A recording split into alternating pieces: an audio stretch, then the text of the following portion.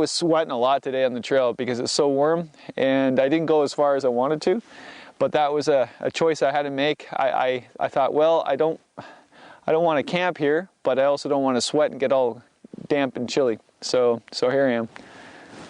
It's a nice place though. So this is a 4-season tent. It's a lot different than a normal summer tent, basically because of the ventilation. A whole bunch of little zippers here where you got vent valves and everything else, and that's really cool. It's actually the best thing to have for camping this time of year.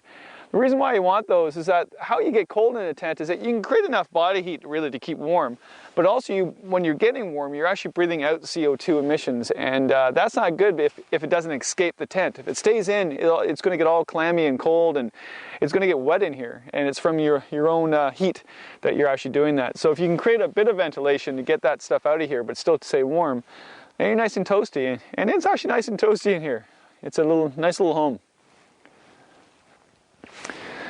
Well, last night I heard 2 owls hooting outside my tent. One was a barred owl, who cooks for you, who cooks for you all, and the other was a great horned owl. And I kind of got excited hearing the great horned owl because he's nesting now, or she. It is the very first bird to come and nest in Canada, and it actually comes to steal a nest that another bird made the previous year. I think that's why it comes early. And I'm feeling quite wimpy now because here I'm thinking, oh, it's cold out, it's cold out. Well, I'm not sitting on an egg on top of a tree right now, so I think I've got it good. So I'm trying a different layering system this trip.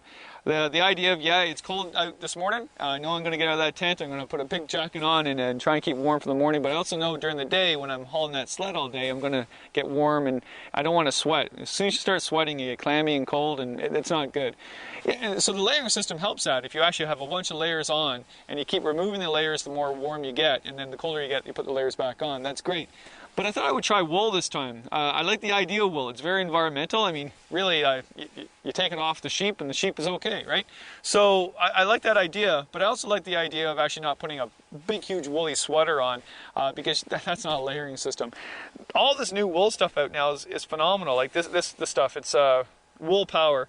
It's from Sweden, and the idea behind that is it comes in layering. So you have a small sort of t-shirt, wool t-shirt, a wool shirt, a wool sweater that goes over it, a wool jacket that goes over that, and it's very fine, thin wool, and very lightweight too.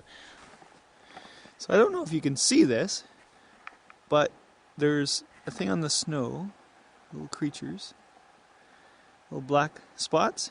They're called snow fleas, and there they are. Cool. Snow fleas on my tent. Nothing better.